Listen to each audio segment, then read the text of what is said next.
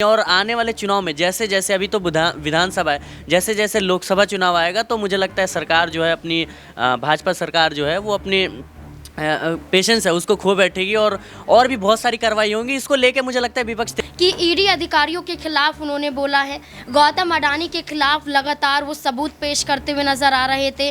कई खुलासे उन्होंने देश के प्रधानमंत्री नरेंद्र मोदी जी के खिलाफ भी किए हैं। तो यही बात का बदला यहाँ पर केंद्र सरकार लेती हुई नजर आ रही है। उनको ये लग चुका है कि संजय सिंह ऐसा बेबाक इंसान है जो यहाँ पर केंद्र सरकार को यानी कि भारतीय जनता पार्टी को चुनौती दे सकता है। गवाह बनाते हैं ईडी अधिकारी यहाँ पर झूठ बोलते हुए नजर आते हैं और ईडी अधिकारी ही हैं जो बार बार कह रहे हैं कि संजय सिंह कोऑपरेट नहीं कर रहे हैं। 100 सवाल पूछ लिए, 100 सवालों के जवाब भी दे दिए, उसके बाद भी 3 दिन की रिमांड आपने ले ली। उसके बावजूद भी आप ये कह रहे हैं कि संजय सिंह को राहत मत दीजिए, इनकी रिमांड और बढ़ाइए और पूछताछ करनी है। ऐसी कौन सी पूछताछ हो रही है जो मनीष सिसोदिया मामले में 8 महीने में पूरी नहीं हो पाई और संजय सिंह को लेकर ये हर दूसरे दिन रिमांड की मांग करते हुए नजर आते हैं। जो ईडी सीबीआई की जो कार्रवाई है कहीं ना कहीं वो राजनीति से प्रेरित है और ये हमारा कहना नहीं है, ये खुद अरविंद केजरीवाल की जो पार्टी है वो कहती हुई नजर आ रही है। यहाँ पर अगर मैं बात करूं तो विपक्षी दल से कई बड़े नेता हैं जो साफ तौर पर कहते हुए नजर आ रहे हैं कि जब भी जिस भी राज्य में बीजेपी को यह लगता है कि वहां पर जनता उन्हें अपना समर्थन नहीं देने वाली है तो वहां पर सीधे सीधे उस राज्य के बड़े नेताओं पर कार्रवाई शुरू हो जाती है। यहाँ पर अगर मैं बात करूं महाराष्ट्र में संजय राउत जो लगातार पीएम मोदी पर सवाल उठा रहे हैं। विपक्ष के नेता एक तो घोटाला करेंगे, भ्रष्टाचार करेंगे और जब उनके खिलाफ एक्शन लिया जाएगा तो ईडी सीबीआई को ही गलत ठहराएंगे। और यहाँ पर यह भी बीजेपी दावा करती है कि अगर यही कार्रवाई अगर उनके नेताओं पर हो रही होती तो विपक्ष कुछ भी नहीं कहता, क्योंकि ईवीएम को लेकर भी यही देखने को मिलता है कि जब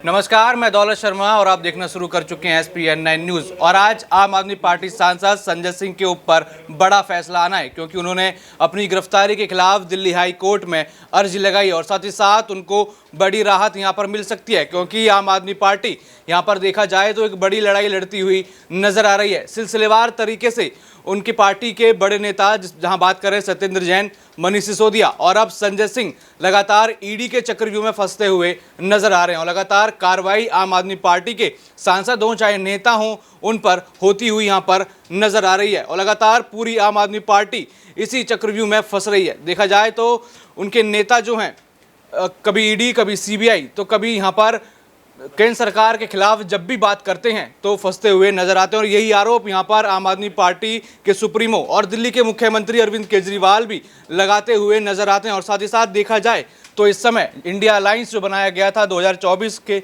चुनावों के मद्देनजर वो भी कहीं ना कहीं आम आदमी पार्टी का साथ निभाता हुआ नजर आ रहा है। 2024 में चुनाव है और इससे पहले बीजेपी के ऊपर आरोप हैं कि केंद्रीय एजेंसियों का इस्तेमाल करके आम आदमी पार्टी और अन्य इंडिया अलायंस के जो सहयोगी दल हैं उनको गिराने की कोशिश की जा रही है। आज जानते हैं कि इसमें कितनी सच्चाई है और संजय सिंह को आज कितनी राहत यहां पर मिल सकती है या फिर उनकी रिमांड यहां पर और बढ़ाई जाएगी और क्या ईडी यहां पर ऐसे सबूत पेश कर पाएगी जहां पर संजय सिंह दोषी करार होंगे, क्योंकि अभी तक सिर्फ दिनेश अरोड़ा के बयान पर यह पूरा मुकदमा चल रहा है। 10 घंटे तक छापेमारी 4 अक्टूबर को संजय सिंह के घर पे होती है, उसके बाद उनको गिरफ्तार कर लिया जाता है और उसी समय से यहां पर आम आदमी पार्टी सांसद संजय सिंह ईडी के खिलाफ लड़ाई लड़ते हुए नजर आ रहे हैं। इस समय हम न्यूज रूम में हैं, यहाँ पर अपने साथियों से जानेंगे कि इस पूरे मामले पर उनकी क्या राय है। यहाँ पर नाजमीन हमारे साथ हैं, उनसे जानेंगे कि आम आदमी पार्टी की जो लड़ाई है अभी ये कितनी और लंबी चलेगी। क्या यहाँ पर आज संजय सिंह को जो है राहत बड़ी मिल सकती है या फिर वो अभी और इस शिकंजे में फंसेंगे और इस चक्रव्यूह में फंसे रहेंगे?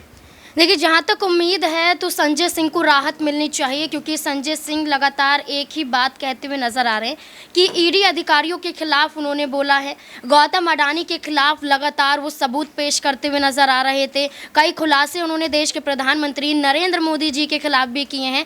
तो यही बात का बदला यहाँ पर केंद्र सरकार लेती हुई नजर आ रही है। उनको ये लग चुका है कि संजय सिंह ऐसा बेबाक इंसान है जो यहाँ पर केंद्र सरकार को यानी कि भारतीय जनता पार्टी को चुनौती दे सकता है। और इसकी चुनौती उत्तर प्रदेश में भी देखने को मिल सकती है, क्योंकि संजय सिंह उत्तर प्रदेश में लगे हुए हैं, चुनावी मैदान में उतरते हुए भी नजर आए, निकाय चुनाव में भी उन्होंने किस्मत आजमाई। यानी कि आम आदमी पार्टी अब सिर्फ दिल्ली तक सीमित नहीं रहना चाहती है, वो तमाम राज्यों में चुनाव लड़ना चाहती है और एक बड़ी पार्टी बनना चाहती है, जैसे कि भारतीय जनता पार्टी है, कई राज्यों में उनकी सरकारें हैं। तो ऐसे में आम आदमी पार्टी यही फ्राक में लगी हुई है। तो यही डर यहाँ पर भारतीय जनता पार्टी को सताने लगा है कि कहीं ना कहीं उनका पूरा खेल ना खत्म हो जाए, कहीं उनका दबदबा कम ना हो जाए। इसलिए अब आम आदमी पार्टी को टारगेट किया जा रहा है, क्योंकि दिल्ली में 3 बार अरविंद केजरीवाल जब चुने जा सकते हैं तो आप सोच सकते हैं कि दिल्ली में वो कितने ताकत रखते हैं और जनता उनको कितना प्यार करती है। तो यही बदौलत है कि आज आम आदमी पार्टी पर इन सरकारी एजेंसियों का इस्तेमाल किया जा रहा है।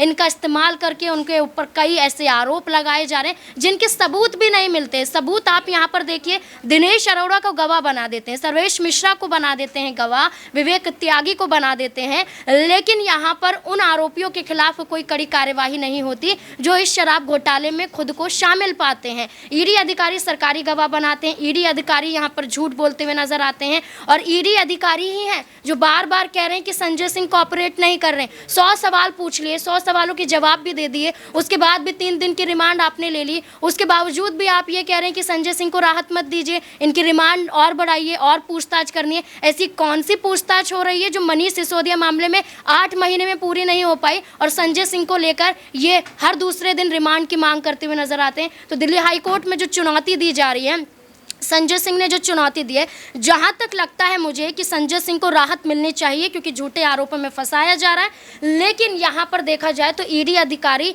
अपने सबूतों के बिना पर संजय सिंह को फंसाने की कोशिश करेंगे। जैसे कहा जाता है कि जब भी जमानत की बात होती है कि ये बाहर जाएंगे, प्रभावी लोग हैं तो सबूतों के साथ छेड़छाड़ करेंगे, लेकिन वही सबूत ईडी पेश क्यों नहीं कर पा रही? यहाँ पर आप कुछ साजिश देख रहे हैं कि यहाँ पर सिर्फ एक व्यक्ति है या फिर पार्टी को उसको टारगेट किया जा रहा है? देखिए, सबसे पहली बात यह है कि मैं वही पहली बात कहूंगी कि जब मनीष सिसोदिया के केस में, क्योंकि दोनों का मामला एक जैसा है, शराब घोटाले में मनीष सिसोदिया भी फंसे हैं, संजय सिंह को भी उसी में फंसाया जा रहा है। जब 8 महीने से ऊपर मनीष सिसोदिया को लेकर हो गया है, सबूत अभी तक पेश नहीं किए जा रहे, तो संजय सिंह के मामले में क्या सबूत पेश कर देंगे? फोन डिटेल का जिक्र करते हुए नजर आते हैं, बैंक अकाउंट का जिक्र करते हुए नजर आते हैं कि खंगालिए, चेक कीजिए कि पैसा कहाँ से कहाँ गया है। संजय सिंह के मामले में ये कहा जाता है कि आपने अपने पिता को पैसे क्यों दिए, आपने अपनी माँ से पैसे क्यों लिए, आपने एक बीमार बच्चे के इलाज में पैसे क्यों दिए। मतलब ये सारी चीज़ें दिखाई जा रही हैं कि संजय सिंह के पास काला धन जमा है और वो अपने काले धन को एक तरीके से सफ़ेद करने के लिए कहीं ना कहीं उन पैसों को लगा रहा है। ये ईडी साबित करना चाहती है, इसलिए बार बार यही अदालत में कोशिश की जा रही है कि संजय सिंह यहाँ पर पैसे ले रहे, घूस लेने की बात कही जाती है, यानी कि रिश्वत लेने की बात कही जाती है। मनीष सिसोदिया के मामले में 82 लाख रुपए कहा जाता है, संजय सिंह के मामले में 2 करोड़ रुपए कहा जाता है। वो पैसे का आप डिटेल नहीं बता पाते हैं। अगर जिस दिनेश अरोड़ा ने आरोप लगाया है कि मैंने खुद बकायदा पैसे दिए हैं, तो वो दिनेश अरोड़ा कोर्ट में जाकर क्यों नहीं सबूत पेश कर देते, या डिटेल तो उनके पास भी होगी, चेक से दिया है, किस चीज़ से दिया है, वो तो आपके पास स्टेटमेंट होगा। आप वो ही नहीं पेश कर पा रहे हैं और बात कर रहे हैं कि यहाँ पर संजय सिंह ने पैसे लिया, रिश्वत लिया है। तो ये ईडी अधिकारी अभी इस मामले को गोल गोल घुमा रहे हैं, लंबा खींचने की कोशिश कर रहे हैं और यही आम आदमी पार्टी के लिए अब खतरा बनती जा रही है। जी हाँ, बिल्कुल। यहाँ पर बात की जा रही है कि करोड़ों की, और यहाँ पर देखा जाए तो दिनेश अरोड़ा ने आम आदमी पार्टी को पार्टी फंड के नाम पर पैसे दिए थे और यही सवाल यहाँ पर ईडी ने पूछा कि अगर ये पैसा पार्टी फंड के नाम से दिया गया है तो सिर्फ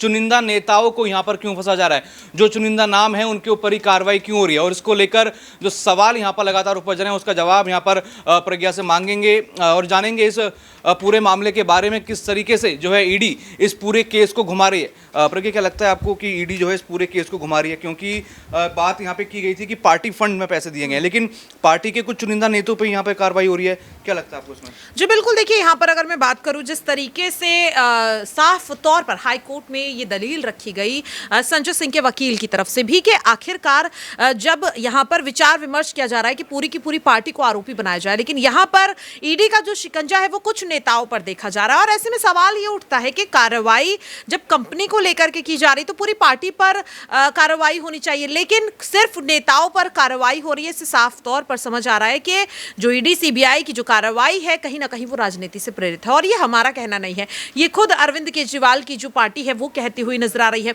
यहाँ पर अगर मैं बात करूं तो विपक्षी दल से कई बड़े नेता हैं जो साफ तौर पर कहते हुए नजर आ रहे हैं कि जब भी जिस भी राज्य में बीजेपी को यह लगता है कि वहां पर जनता उन्हें अपना समर्थन नहीं देने वाली है तो वहां पर सीधे सीधे उस राज्य के बड़े नेताओं पर कार्रवाई शुरू हो जाती है। यहाँ पर अगर मैं बात करूं महाराष्ट्र में संजय राउत जो लगातार पीएम मोदी पर सवाल उठा रहे थे, उन पर ईडी सीबीआई का शिकंजा देखने को मिलता है। अभी कुछ समय पहले यहाँ पर राहुल गांधी ऐसे ही सवाल उठा रहे थे, उनके घर पर छापेमारी यहाँ पर देखी जाती है, उनके कार्यालय पे छापेमारी देखने को मिलती है ईडी की। अगर हम यहाँ पर बात करें राजस्थान की तो पिछले साल भी जब सचिन पायलट लगातार मोदी सरकार पर सवाल उठा रहे थे, अशोक गहलोत दिल्ली में धरना प्रदर्शन दे रहे थे, तो यहाँ पर देखने को मिलता है कि अशोक गहलोत के भाई के घर पर अचानक ईडी की छापेमारी देखी जाती है। तो ये कोई पहला कह सकते हैं मामला नहीं है जिसमें संजय सिंह या फिर मनीष सिसोदिया पर ईडी सीबीआई की कार्रवाई देखी जा रही है। और जब इस तरीके के एक नहीं दो नहीं बल्कि कई सारे मामले देखने को मिलते हैं तो आपको साफ तौर पर समझ में आएगा कि इस तरीके से कहीं ना कहीं अब सरकारी जांच एजेंसियों को कंट्रोल किया जा रहा है। लेकिन सवाल ये उठ रहा है कि कंट्रोल कौन कर रहा है, क्योंकि यहां पर अगर हम बात करें केंद्र सरकार की तो केंद्र सरकार साफ तौर पर कह रही है कि भाई विपक्ष के नेता एक तो घोटाला करेंगे, भ्रष्टाचार करेंगे और जब उनके खिलाफ एक्शन लिया जाएगा तो ईडी सीबीआई को ही गलत ठहराएंगे। और यहां पर यह भी बीजेपी दावा करती है कि अगर यही कार्रवाई अगर उनके नेताओं पर हो रही होती तो विपक्ष कुछ भी नहीं कहता, क्योंकि ईवीएम को लेकर भी यही देखने को मिलता है कि जब विपक्ष की हार होती है तो विपक्ष ईवीएम का मुद्दा उठाता है, लेकिन जब जीत जाती है विपक्षी पार्टियां तो ईवीएम का मुद्दा नहीं उठता। तो यहां पर देखिए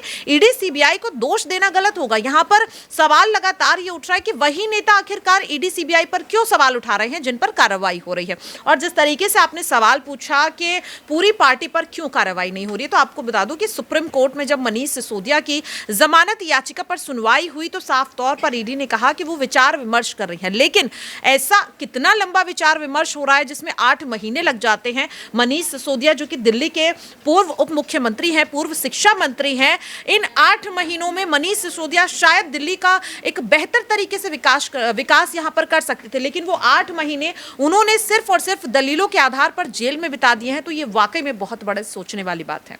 जी हाँ, बिल्कुल। लगातार जैसे हमारे साथी का कहना है कि जो ये पूरी कार्रवाई है कहीं ना कहीं इसमें राजनीति झलकती है, क्योंकि यहाँ पर 2024 का चुनाव है और यहाँ पर 2024 का चुनाव बीजेपी को जीतना है, लेकिन जो एक पार्टी है आम आदमी पार्टी वो बीजेपी के कहीं ना कहीं लगातार आड़े आ रही है।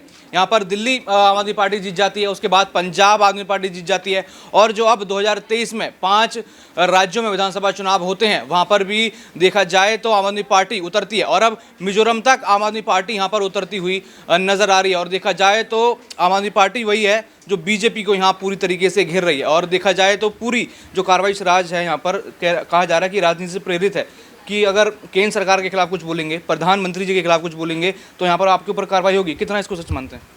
जी बिल्कुल, ये तो मुझे लगता है आपको पूछना नहीं चाहिए, क्योंकि जो है पूरा हम दिन रात न्यूज़ करते हैं, खबरें करते हैं, तो हम देखने को मिलता है लगातार जो है विपक्ष से भी प्रतिक्रियाएं आती रहती हैं। तो कहीं ना कहीं ये दर्शाता है कि अगर आप सच में अगर करप्शन के खिलाफ हैं हमारी सरकार, तो मुझे लगता है उनको सबके खिलाफ सामान्य कार्रवाई करनी चाहिए। हम बात करें आज जो है एकनाथ शिंदे थे और हेमंत बिस्वा शर्मा थे, उनको जो है जो प्रधानमंत्री नरेंद्र मोदी हैं वो एक दिन पहले ही बोलते हैं कि हाँ हम करप्शन की गारंटी देते हैं, हम सबको अंदर करेंगे, लेकिन अगले ही दिन जब वो बीजेपी में ज्वाइन कर लेते हैं, बीजेपी के साथ देते हैं तो उनके खिलाफ सारे जो उनके गुनाह है वो धुल जाते हैं। चाहे हम बात करें अजीत पवार की, जिसको एनसीपी को लेके जो अभी मैटर चल रहा है, तो हम कहीं ना कहीं ये देख रहे हैं कि हाँ ये चुनाव से प्रेरित है ही और नज़र आ रहा है, क्योंकि अगर कार्रवाई करनी है तो खुद के नेताओं पे भी करना बहुत ज़रूरी है। बिल्कुल, जैसे आपने अजीत पवार की बात करी, उनके ऊपर बहुत सारे केस थे। यहाँ पर देवेंद्र फडणवीस भी खुद कहते नजर आए कि अगर अगले 2 महीने बाद वो जेल में चक्की पीसते नजर आएंगे, लेकिन वो खुद जाके एनडीए में शामिल हो जाते हैं। तो फिर क्या देखा जाए 2024 से पहले जो ये बीजेपी की वॉशिंग मशीन है, और भी आपको लगता है कि और भी नेताओं को धोती हुई नजर आएगी? जी बिल्कुल, ये तो मुझे लगता है सिलसिलेवार तरीके से जैसे हमने कल ही देखा कि आज़म खान जो है उनको जेल हुई 7 साल की, उनकी पत्नी और उनके बेटे को। अभी संजय सिंह, मनीष सिसोदिया, ये सारा मैटर चल ही रहा है और भी कार्रवाइयाँ होने की उम्मीद है। मुझे लगता है अभी आने वाले दिनों में बिहार में जो है कार्रवाइयाँ हो सकती है। हम बात करें ममता बनर्जी के जो भतीजे हैं उनके ऊपर भी कार्रवाई चल रही है, अभिषेक बनर्जी। तो कहीं ना कहीं ये सारी चीज़ें अभी चल रही हैं और आने वाले चुनाव में जैसे जैसे अभी तो विधानसभा है, जैसे जैसे लोकसभा चुनाव आएगा तो मुझे लगता है सरकार जो है अपनी भाजपा सरकार जो है वो अपनी पेशेंस है उसको खो बैठेगी और भी बहुत सारी कार्रवाई होंगी। इसको लेके मुझे लगता है विपक्ष तैयार भी है। चाहे हम बात करें तेजस्वी यादव की, लगातार वो केंद्र सरकार पे तंज कसते रहते हैं, हमने कल भी देखा, और चाहे बात करें हम नीतीश कुमार की, तो मुझे लगता है पार्टियां तैयार है और इसका सामना करने के लिए, तभी जो है वो चुनाव में टिक पाएंगी, वरना कोई टक्कर में फिर है नहीं। जी हाँ, बिल्कुल। यहाँ पर 2024 के चुनाव से पहले इंडिया वर्सेस एनडीए यहाँ पर देखा जा रहा है, और अब देखा जाए यहाँ पर आम आदमी पार्टी सांसद संजय सिंह को कितनी राहत मिलती है, और क्या आज यहाँ पर आसार हैं कि ईडी को भी यहाँ पर फटकार लगेगी या नहीं, क्योंकि बात यहाँ पर सबूतों की जा रही है। बाकी और भी ऐसी खबरें जानने के लिए देखते रहिए SPN9 न्यूज़। धन्यवाद।